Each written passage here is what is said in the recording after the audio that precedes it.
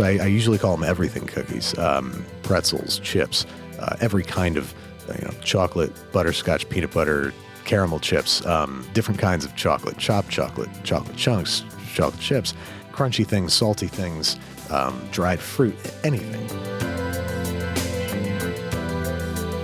This is Taste. I'm your host, Matt Rodbard.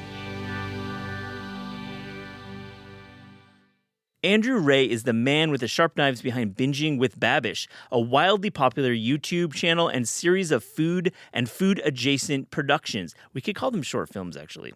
On this episode, we catch up with Andrew about his great new book, Basics with Babish. We also go back to find out about the founding of this company and community and what he's been cooking and eating around his hometown of New York City. It's so fun catching up with Andrew, and I hope you enjoy this conversation.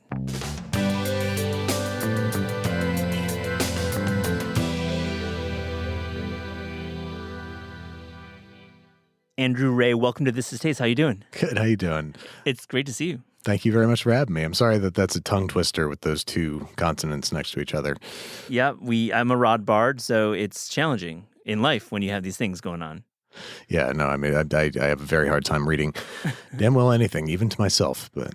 I love what you do, Andrew. I mean it. I think I've been doing food media for a while, and this is the most exciting time. I think what's happening on short form and middle form video and the way people are learning to cook through their phones, and major credit to you and many others in the world. I just love it. The amount of creative expression with everybody having a camera in their pocket is absolutely unbelievable. There's incredible niche stuff like Steve 1989 MRE Info, where he just taste tests MREs. There's this Canadian guy that I love that just makes these very quiet, relaxing videos. And then there's a plethora of instruction, and then spectacle people going out and making 10,000 burgers, or seeing how different cooking is in different parts of the planet, and it's pretty incredible. Oh yeah, like so Yummy Boy, I think you're referring to. I love Yummy Boy, yeah. Laurent Desjardins, Joshua Weissman, and you. I just feel so, and Doobie Doo Bop, of course, Tina Choi, got to show her out. But to me, it's like, and I want to ask you, I feel like you're democratizing foods more than ever before. You're getting people to have these use their phone to learn to actually cook, or at least enjoy food. Do you feel like you're actually getting people to do what we've been trying to do in food media for the past 20 years, which is like understand and love food? Thank you. And I mean, it's really the vulnerability that comes with cooking media on YouTube and other socials. There's an honesty to it. There's a sort of raw personal honesty. That's something I've tried to do on my channel as much as possible. Show my mistakes. When I spill something, I always show it because it's funny, but also because it makes it more relatable and it makes it seem more accomplishable for the person at home. So that's a pretty common thread throughout. Maybe not social media, but especially through YouTube, food creators, is this vulnerability, this sort of naked honesty about what they're doing. Yeah, and it feels like it's less edited than a television show, but of course it's not. You're editing a lot and you're making it feel effortless, right? If anything, there's more editing than a television show because, some of the shows that we make that have all the outtakes in it, that have all the spills and bleeps and all this stuff. There's an artistry to it. My editor Brad works very hard to make the edit interact with my behavior on screen. So it's a labor of love, but we absolutely love doing it. What you do too, which is kind of unlike some of the others I mentioned, is you actually bring many into your fold, and it's kind of the Babish culinary universe. And I guess, how do you recruit your members of the universe? What do you look for in folks that enter your world? I mean, we're looking for people who are, like I said, honest about the things that they're making. We want it to be very personal, very vulnerable, people who are knowledgeable, people who are fun, and people who love what they're doing. Mm-hmm. That's another common thread amongst YouTube creators. Generally, you started because you love this stuff so much that you had to make a show about it, and you had to keep making it until it took off. So there's a whole lot of love in the food media coming out on YouTube, and so we're looking for people who are extensions of Babish as a brand, as a company, which is as entertaining as it is informative, as slick as it is self-effacing, and sweet and informative. Sweet and informative and funny and biting at times too, which is great. I guess I want to ask you about your future plans in terms of the trajectory. Do you want to have your own television channel? I feel like it goes there if linear is part of your future. I mean, I went to film school. I didn't go to culinary, so content creation, we used to call it filmmaking, has always been central to what I'm doing.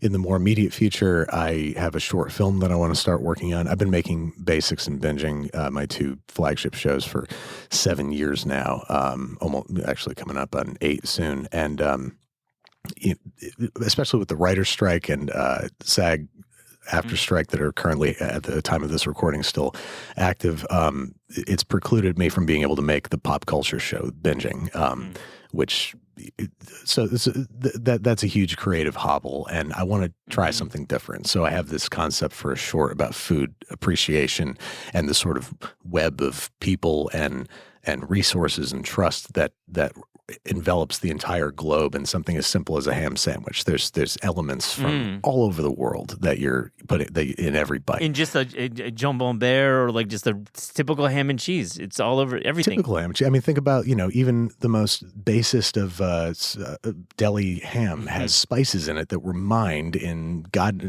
knows where. Like there's so much that goes into every little part of a seemingly simple day-to-day life with food, but with everything. Yeah. And I want to try to make something that's a celebration of the incredible complexity of supposedly simple things.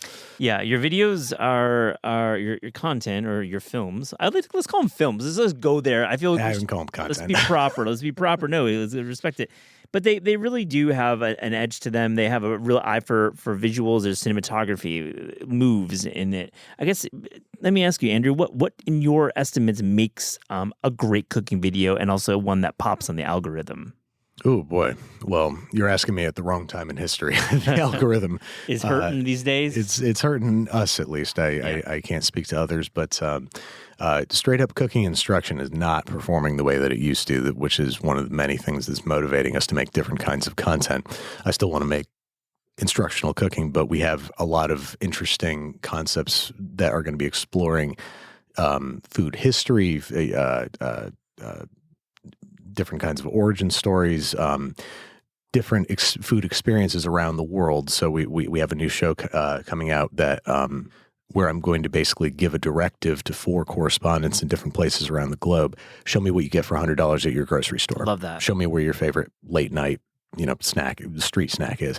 And we see these common experiences in very disparate places, and we see this sort of universal experience, but the uniqueness of everybody's. Are you shooting them with crews in each of these locations, or are they it's going to be sort of self-produced on their part. We want to keep it, simple and nimble too, because we want to be able to skip all around the world. So we're working on that. That's in production right now. Actually, I'm working on some longer concepts. I have the Bed and Babish coming out, which is a foodie vacation rental. I've been building it for the past, almost 2 years now in Narrowsburg, New York, which is up in the Catskills.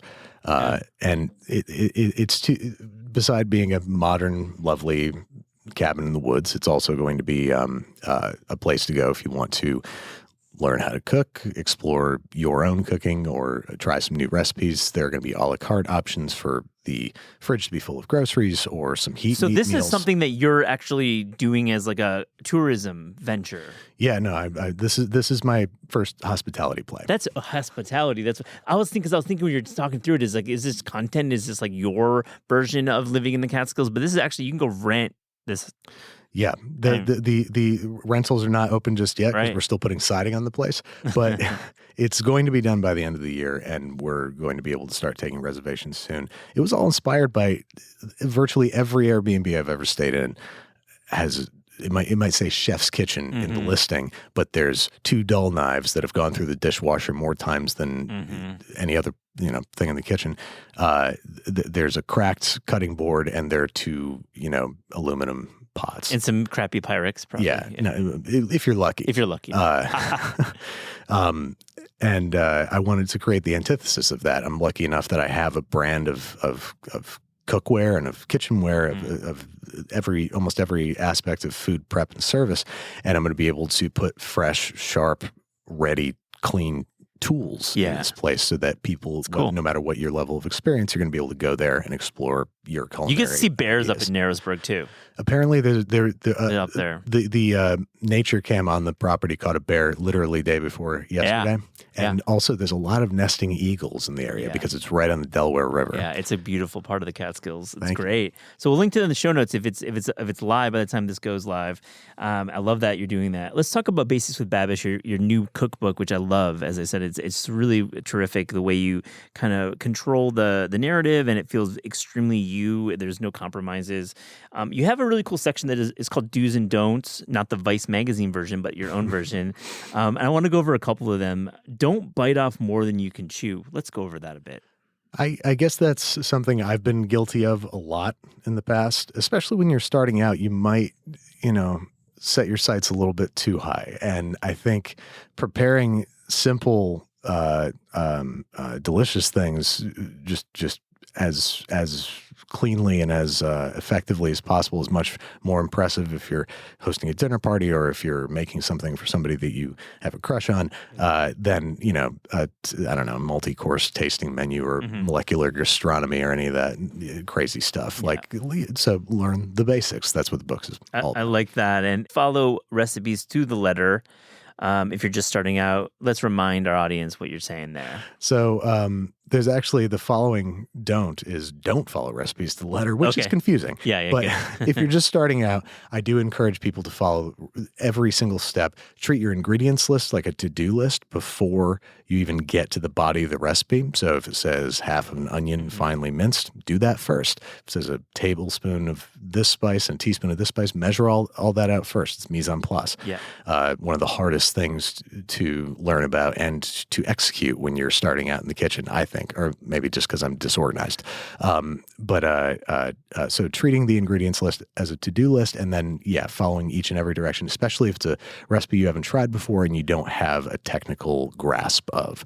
And then the following don't follow recipes to the letter once you learn the basics. Once you understand how the food is going to behave in the recipe that you're going to make, that's when you can start playing jazz. And I think it's a great reminder that even the intermediate cook, you have to have your shit ready because once you fire, it's like go time. That anxiety we have once fire is integrated. My favorite recipe for mise en place is stir fry because there's 15, 20 elements, depending on what kind of stir fry you're making. And the entire dish is cooked within 3 minutes because of this insane high heat and things just getting added. You cannot prep anything while you are cooking stir fry. Everything has to be ready to go. Let's talk about the digital scale for a second. It's without question way easier to cook with a digital scale, and you have a great piece of writing about it. Yet we don't write cookbooks with digital scales with volumetric measures. With weight measures. We use volumetric, and we just kind of reject them as American home cooks. Does this frustrate you? No, it took me a long time to get around to using a scale. I resisted it too. Respect the honesty. I'm into this. I was, I'm an amateur. So I have the amateur experience, which is why I wrote this book. Yeah. And scales. First off, they're cheap now. You can get one for less than $10. Will last you forever and is perfectly accurate. And it's first off, you're making less dishes because you're not using all these measuring cups, and things come out better. They come out more reliably, especially bread. Things that were the hydration ratio matters, and the gluten development and every aspect of it matters. So I tried to include weight measurements over volumetric whenever possible and necessary. I think there's one recipe at the end, the brownie recipe, where I left it in cups because brownies are just kind of... It's a cup recipe. It's one of the first ones we do. But definitely back to using weight. It's faster, but also you really can mess up when using volumetric, right? Yeah.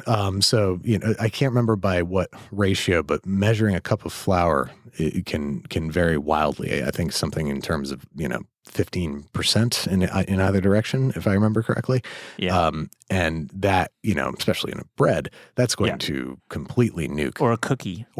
It's really, really messes it up. Yeah. So it's like I was saying, more predictable results, replicable results. Yeah, totally. Yeah. I like the section you add to your head notes, how I screwed this up. And I feel this is an extremely fresh point of view for a cookbook writer to talk about errors, because it's supposed to be like the voice of God or a voice of culinary God in your head when reading a recipe. But no, you messed stuff up. Why was that important? For the same reason that we were talking about how YouTube food media is different. And it's that vulnerability, it's that honesty that makes you as a viewer more likely to give it a try yourself. And one of my older videos, Pasta Ilo Olio, must have been my third episode, I think. I made a little mistake with the garlic cloves where I tried to do the shake to peel method, but I did it in a Tupperware, so it wasn't rigid. So that was like Instagram 2008 or something. Yeah, when that came out. Yeah, no, that was back when food hacks were food hacks. Yeah. And I screwed it up and I poured whiskey about it and I left it in because it was funny.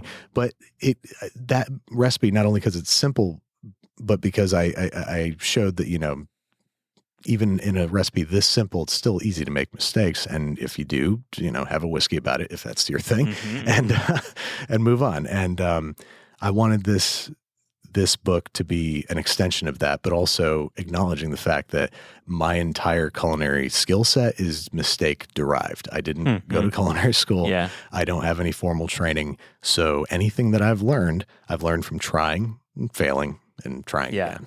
When people call you chef, what goes through your body? What feeling? I say thank you, and I say I don't deserve that title. Yeah. It's funny. Yeah. Because I love that. That's why you connect with so many people, because you're just, you're very proficient and obviously know how to teach, but you're not a professional. Absolutely not. And I wanted to make the book a real life sort of tangible piece of that. And so I included how I screwed this up with every recipe because I wanted to help people avoid those pitfalls. But sometimes the pitfalls are just funny. They're not things that people would do. They're something that I would do because I'm dumb. And I just wanted people to feel more comfortable with making mistakes. It sucks to make mistakes, especially when you're hard on yourself, which I am.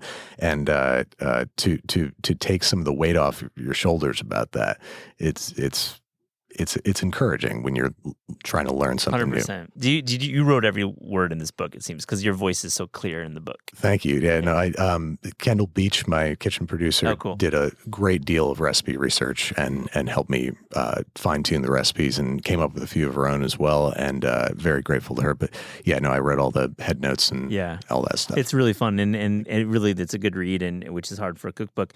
When you and Kendall and others are talking about pizza and you're talking about how you're going to approach pizza, and there's many ways to do pizza, how do you think about pizza when writing a recipe? What style of pizza are you going for?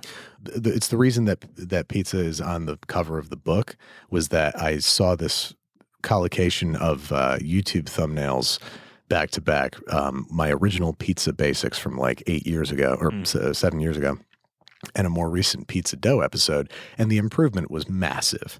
And it was because I didn't know what I was doing at the time. I was using a Neapolitan dough because I thought this is a superior dough, and cooking it in a 500-degree oven with some pizza stones and stuff, not going to work. It dehydrates far too quickly unless you hit it with that incredibly high heat. So you end up with a big wafer, big cracker, and the cheese burns because it's spending too much time at too low heat. Just turns brown and wrinkly. So I saw this huge difference, and I was like, "Wow, making mistakes has shown me a lot." Yeah, this is a great. Your pizza journey is impressive. Well, thank you, and yeah, learning that Neapolitan dough is a very specific kind of dough. Now, I really like blender mac and cheese. I like what you're doing here. So let's explain that a bit. So Kendall had a fantastic idea to make an episode of Basics called Carbonara Anything. So we had recently learned from Luciano Monasilio, who's a celebrated Italian chef who was part of the panel of Italian chefs that ripped me a new one over my carbonara. And he taught me how to make a cacio e pepe using the blender. So you basically put your cheese in the blender and you pour in hot pasta cooking water. It emulsifies into a perfect, unbreakable sauce. Brilliant. And then I started doing that with carbonara in my free time. Just egg yolks and the Parmesan in the blender and slowly stream in the hot bacon fat. You got a foolproof carbonara. And so then we thought, let's apply this to mac and cheese. How do we make? Because mac and cheese is so deceivingly hard to make for such a simple thing. Either you're mixing orange powder with milk or you're trying to make a roux. Mm-hmm. Like tell somebody who just wants mac and cheese for a snack to make a roux. Yeah. There's like the instant, which is like one zone to go in, but most people only eat that out of necessity. Yeah, exactly. Yeah. And with the roux, like you have to make a Mornay, which is so easy to break and so easy to overheat, and it turns grainy or not heat enough, and the cheese doesn't melt. It's a nightmare. So we wanted to streamline and foolproof and just make this a 15-minute dish that doesn't take 4 pots and pans. And so it's a one pot sort of with 1 pot, 1 blender. And you cook the pasta in milk, which makes this nice starchy milk that's perfect for emulsifying into a sauce. Some egg yolks for stability, richness, and all this cheese. And you stream it in through the blender and you get this crazy creamy, like almost that sort of barbecue restaurant style mac and cheese where it's like really creamy and super smooth, not a hint of grain to be found.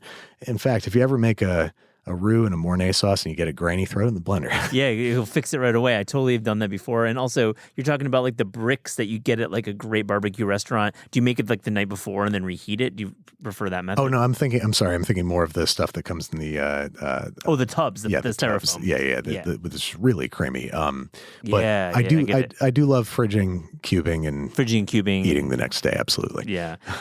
Is it worth making a Scotch egg at home? I've never attempted this. If you have a place within driving distance to get a Scotch egg, I'd say no. Thank you for being honest. I think that is probably a good answer. There's a bunch of recipes in this book that unless you specifically really want to make it, I wouldn't recommend. Tonkotsu ramen. Like if you have a ramen shop that does a halfway decent job, it's a day and a half long process. It takes a million different ingredients. But is a Scotch egg worth making at home? One thing you can pull off is the runny yolk, which most places won't do.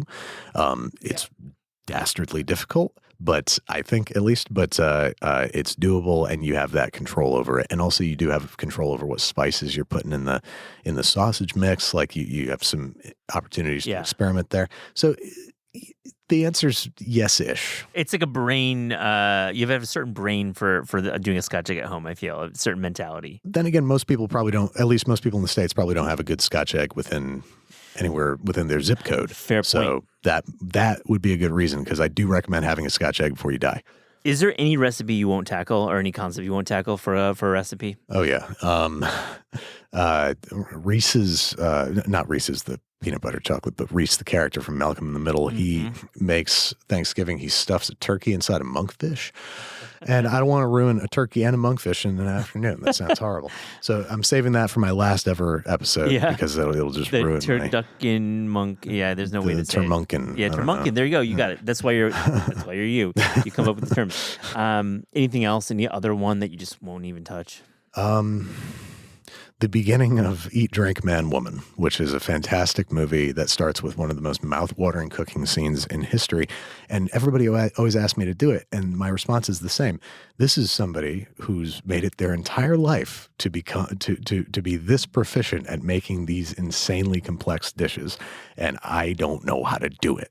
So you're going to have to wait a lifetime so I can catch up. Why is it okay to serve pink meatloaf? Well, I mean, especially if you're putting pork and veal in there, it's not going to, you wouldn't want it to come out straight gray. You'd want there to be some color and sort of rosiness to it. I don't want it to be pink as in medium rare. That's no good. But it also shouldn't be slate gray when you cut into it. That's the worst. I mean, gray meat in general, there's really no place for that in food. No, just my school cafeteria in the late 90s. Yeah, definitely. I know that. Master cookie recipe. You created one, and you've made choices with this recipe. So what makes your master cookie recipe work? Well, there's a couple little secret ingredients in there. Brown butter, not big secrets. No. Yeah, brown butter, a tablespoon of very finely ground coffee, preferably hazelnut coffee, is a game changer. Wow, a flavored coffee being used in a cookie. I love that. Hell yeah. That's smart. It makes them darker. So it adds color. It just, God, how good does freshly ground hazelnut coffee smell? And then add that to a cookie.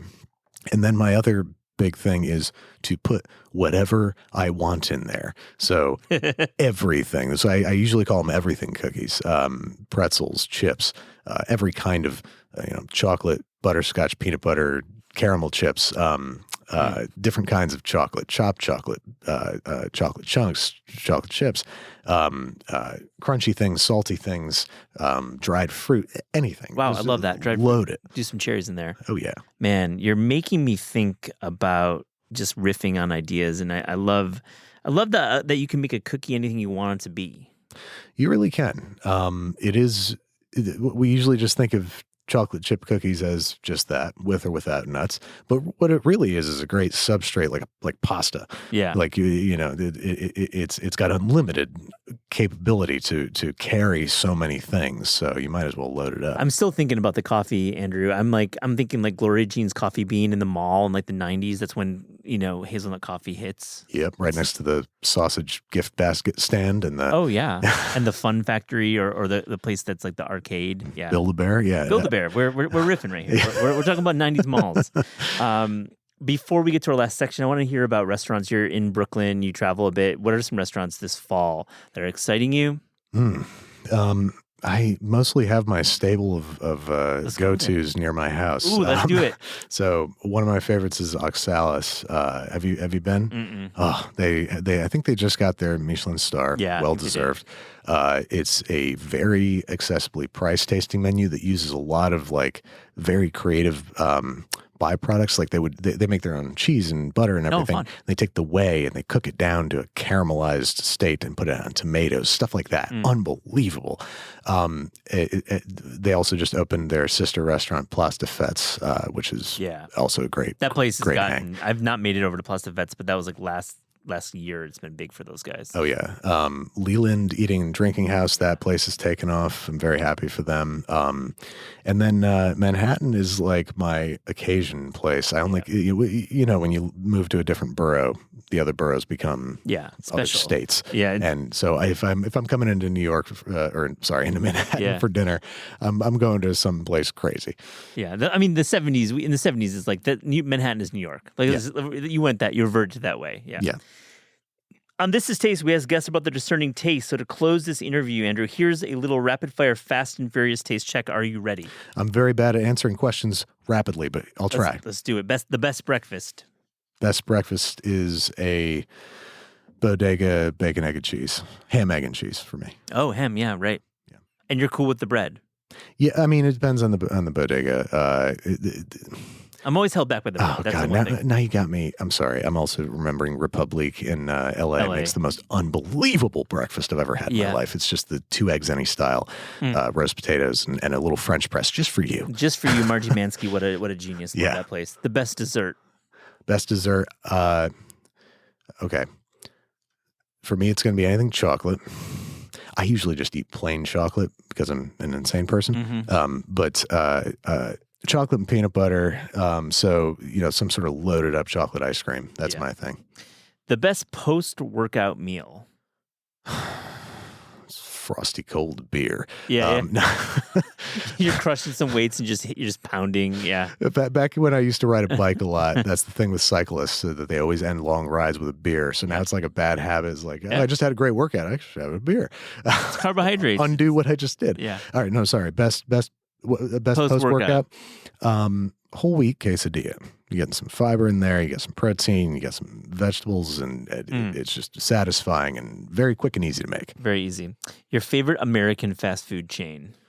Oh, what defines fast food exactly? Good question. Up to you. Oh, you make the rules. Interesting. Here, okay. All right. So major franchise. How about that? Sure. Arby's. Someone was shading Arby's online recently. How there's like no one in the Arby's. And I was like, is Arby's going out of business? Because I fucking love Arby's too. I hope not, because I love those gelatinous loaves of beef that they shave off and fry up. I don't care. I love it. And those curly fries. And those horsey sauces. Oh, yeah. Yeah. Oh, horsey sauce all day. All day. Your favorite cookbook of all time? Basics with Babish. I'm kidding. Yeah. Probably Bread Baker's Apprentice, Reinhardt. Peter Reinhardt, legend. Learned so much from that book. Yeah, it's a cool cover too. Yeah, no, it's like she's holding the bread very affectionately, but also just like there's an artistry to it. I can't describe it. Yeah, it's joie de vivre. Great book. I love that book. Your favorite recent, new, maybe new, kind of new, sort of new cookbook discovery? It's probably going to be Texture Over Taste by Josh Weissman. I mean, that's great. I mean, it's not a discovery. He's one of the hottest selling authors on the planet right now. Rick Martinez's cookbook, Mi Cocina. That was I go to that all the time. Love it. And there's so many great cookbooks out right now. Reed Drummond's coming out with a cookbook the same day as me. Molly Baz's cookbook just came out. Sola Whaley's cookbook. Everybody's coming out with a cookbook this fall. You've got a beautiful list of authors right there. I love them. Nice. Many have been guests on the show. I think maybe all of them have been on the show. I saw Ham was on here. Ham was on here. Sola, yep. The most overrated piece of kitchen equipment that is in your kitchen that you never use.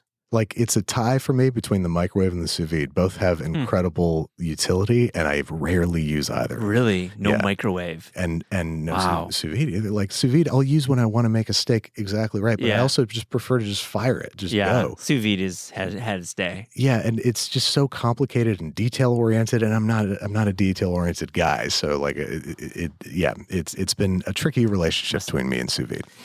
Let's flip it. The most underrated piece of kitchen equipment. Oh, geez. Big cutting board. Oh, yeah. Big. Yeah, go 40 by 40. If you can, yeah. Yeah, right. That kind of counter space in New York City. Yeah. 24 by 16 is like a blessing. I mean, because every time we move into our first kitchen, we go to IKEA, we get the 3-pack. Yeah. The smallest one, you couldn't even chop a carrot on. It's the size of a pamphlet, and it's utterly useless. And to have a big work surface, big area to like make a little bit of a mess and have a pile of carrots over here, it's game changing. Your favorite vegetable? Brussels sprouts. How do you do it? Roasted and then finished with like honey, a little bit of honey and some chili and stuff like that. So sweeten it up and finish it that way. That's nice. Last one. Your favorite sandwich? My death row meal is chicken parm. So chicken parm hero is probably going to be my favorite. Yeah. Chicken parm hero, not just so that it could be, a schnitzel without the bread, but you're like chicken parm with the bread. Yeah. It's something about it. I don't know why. It just makes for the best sandwich. I especially put some fresh basil in there. That's why I love parms. The one that Parm makes, like they put these leaves of fresh basil in there. It's the best, most satisfying sandwich eating experience for me. Sorry. Second. Very close second is in my hometown, by extension Wegmans. DeBella's subs. You ever have DeBella's? No, subs? I haven't had that. I don't know that name. It's the best bread in the world. DeBella's. We call them subs up there, not heroes. Where's this from? Rochester, New York. Where I'm from. I love that. The book is Basics with Babish. Thank you, Andrew Ray, for joining This Is Taste. Thanks so much for having me, man. This Is Taste is hosted by Eliza Abarbanel and me, Matt Rodbar. The show is produced by Shalia Harris and Pat Stango and edited by Clayton Gumbert. Theme music by Steve Rydell. Visit Taste online at tastecooking.com and make sure to subscribe to our newsletter for updates on all cool things that are happening.